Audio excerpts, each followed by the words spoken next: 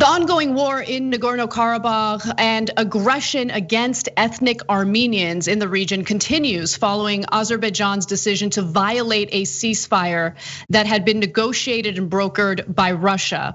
Now, Armenian families whose homes have been absolutely destroyed by Azeri bombings are now sheltering in historic churches.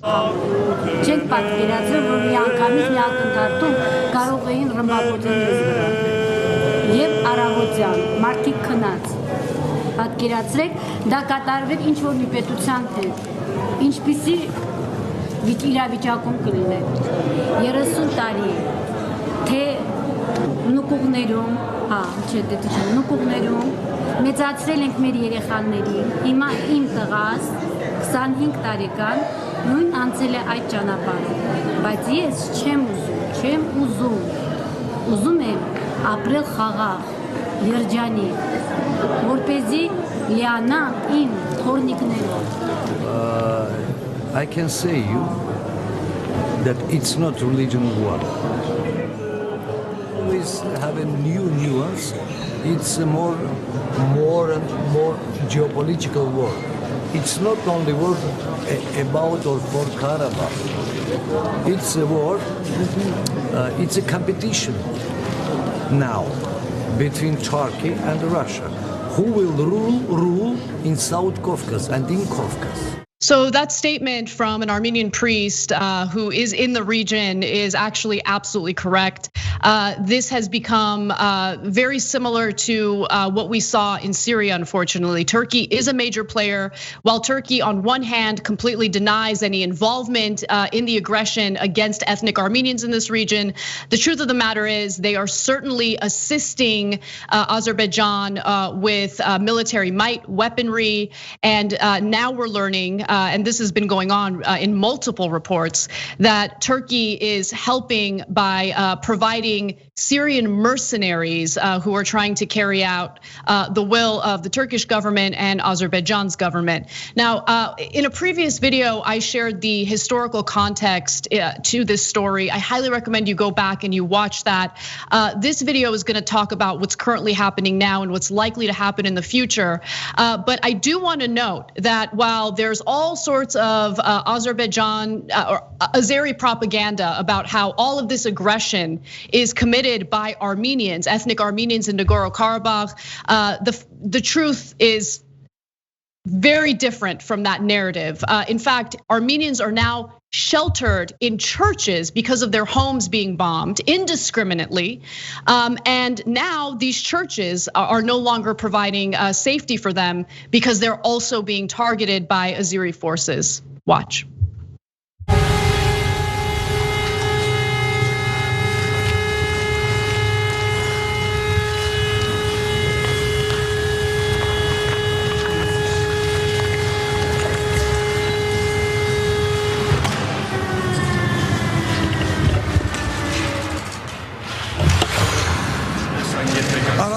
Ես այն տեսա, որ սամալյոտը եկել է, մեկը տեսա պայթեցրել, որ ռումբը գցել է, մենք այնտեղից մուչոստը եկած այստեղ արդեն պայթած։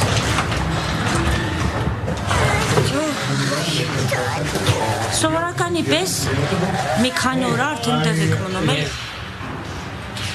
Գնացինք խախանդ վերել, գնացինք տուն հաց բան վերցրինք, որ գայինք։ Մի 15 րոպե առաջ նոր տնից եկինք տեղ։ Այս աղջիկնար, երեխեքը ու ես, մեկ էլ կիսուրս երեխեքի հետ նստած էր ու այդ վերևի մասը փլվեց գլխներից։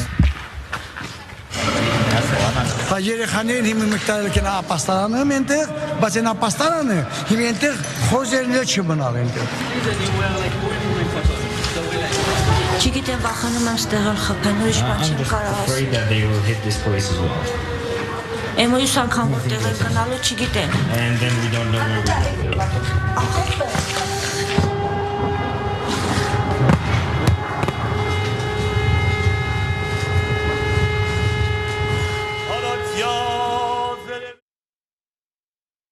So the historic cathedral that had been bombed in the video that you just watched is in Shusha, and it was actually built in 1868.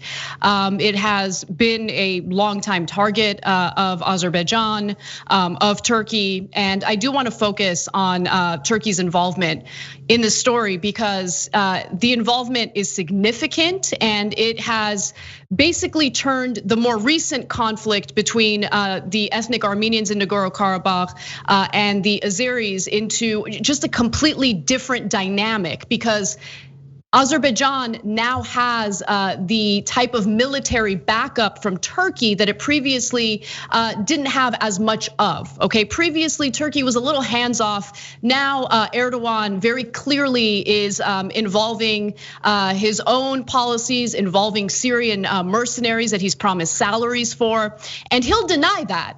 But if you talk to the family members of Syrian mercenaries who have been killed in this war, you'll hear a completely different story. So let's discuss that. So recently, the Washington Post reported that 52 Syrian mercenaries were sent by Turkey and they were killed in this war. So while Turkey denies sending them, the family members of these mercenaries did speak to the Washington Post. One of them said the following: they went to break the borders, meaning the border between Nagorno-Karabakh and Azerbaijan, said a cousin of Mahmoud Najjar, a 38-year-old Syrian fighter. The cousin, interviewed by telephone, said Najjar's body in the coal truck was marked with the number 12. Money is the only reason, the cousin said. Who wants to go to Azerbaijan? Who even knows where Azerbaijan is?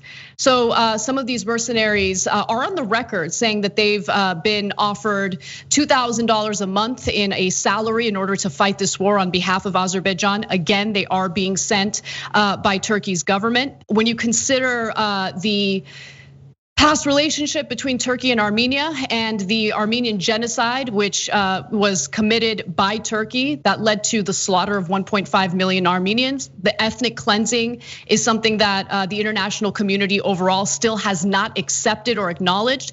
All of those details give you a sense as to how serious this story really is for not just ethnic Armenians living in Nagorno-Karabakh, but Armenians overall, the country of Armenia, the sovereignty of Armenia. Because what it appears to be is a continuation of what Turkey failed to finish in 1915. I mean, there's really no other reason. This enclave in Azerbaijan is predominantly populated by ethnic Armenians. It is governed by ethnic Armenians. The international community says this is Azerbaijan's territory, but it's interesting to hear the UN make those types of statements while many UN countries still refuse to acknowledge the Armenian genocide. So to tell ethnic Armenians who have literally lived in that region for centuries that is not their land is laughable. And how did it turn out that this land was handed over to Azerbaijan? Well, it was literally handed over to Azerbaijan by Stalin because Stalin thought that maybe by doing so, he could get Turkey to sign on with the Soviet Union. That didn't work out so well for him. And now ethnic Armenians in the region are dealing with the ramifications of that. Turkey has denied sending Syrian fighters to aid Azerbaijan, its longtime ally. But relatives of two fighters, Najjar and his nephew, said in interviews that monthly salaries were promised by the Turkish-supported militias and that fighters flew to Azerbaijan from southern Turkey. The deaths of Syrian fighters have also raised alarms. And of course, this is very similar to what we saw in Syria, raised alarms about how this decades-old conflict could now rapidly worsen as it draws in outside powers like Turkey and its rival Russia, and potentially destabilizes neighbors like Iran and Georgia. Also, Azerbaijan is receiving weapons from 3 different countries, and this should really worry Armenia, because Armenia has relied heavily on Russia to defend itself. But it appears that Russia has been selling weapons to Azerbaijan and Armenia at the same time. They're also receiving weapons from Turkey and Israel. Azerbaijan's assault on Stepanakert, the capital of Nagorno-Karabakh, has included the use of cluster munitions manufactured by Israel, and that's according to a report last week by researchers at Amnesty International who examined footage of the munitions. The United States, along with France and Russia, released an October 5th statement saying that the disproportionate nature of such attacks against the ethnic Armenians in that region constitutes an unacceptable threat to the stability of the region. I think it's important to really highlight that because I guarantee you there will be an influx of bots on this video claiming that all of the aggression is done by ethnic Armenians, ethnic Armenian villagers in this area who have pretty much no power in this case, right? They're the ones who are carrying out the aggression. It is absolutely ridiculous. They are relying on the government of Armenia to defend themselves. They believe that they have the right to self-determination. I agree with them on that. I know that I'm Armenian myself, but if you read the work of numerous historic scholars, you will see that this is an area that has been inhabited by ethnic Armenians for centuries. That's why you have literally the first Armenian school in existence built on that land. And the only reason why there's this aggression now is so both Turkey and Azerbaijan can shift the focus away from their economic failures onto this message of nationalism. That's what we're seeing in that region right now. And it absolutely is leading to the deaths of innocent civilians. And it will also destabilize the region further. Also, the deployment of Syrian mercenaries has repeated a pattern from Libya, where Turkey and Russia are fighting on opposite sides of the civil war. Most of the Syrian fighters in Libya have been hired by Turkey, which sponsors militias inside Syria, opposed to the government of Syrian President Bashar al-Assad. So I bring up Syria quite a bit because much like the proxy war that happened in Syria, we're starting to see the same dynamics play out in Nagorno-Karabakh. And one final thing that really concerns me in regard to the safety of Armenians in that region. Look, they have relied in the past on Russia to defend them, but unfortunately in this case, it appears that Russia is less willing to take a strong stance and provide the defense that these civilians desperately need. So for instance, Vladimir Putin's government has given mixed signals about whether it will intervene, saying that Russia will fulfill its treaty obligations to defend Armenia proper, but that its obligations did not extend to fighting in the Nagorno-Karabakh territory.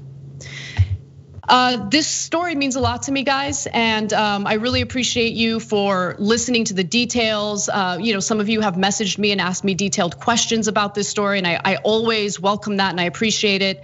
For anyone who's interested in helping out, please do so. People are desperate, they've been displaced.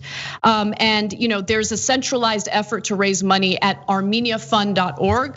Any little bit helps, armeniafund.org. Please help these people out. They're innocent. There's no reason for civilians to be targeted this way. And again, any little help will be appreciated. Thanks for watching The Young Turks, really appreciate it. Another way to show support is through YouTube memberships. You'll get to interact with us more. There's live chat emojis, badges. You've got emojis of me, Anna, John, JR. So those are super fun. But you also get playback of our exclusive member-only shows and specials right after they air. So all of that, all you gotta do is click that join button right underneath the video. Thank you.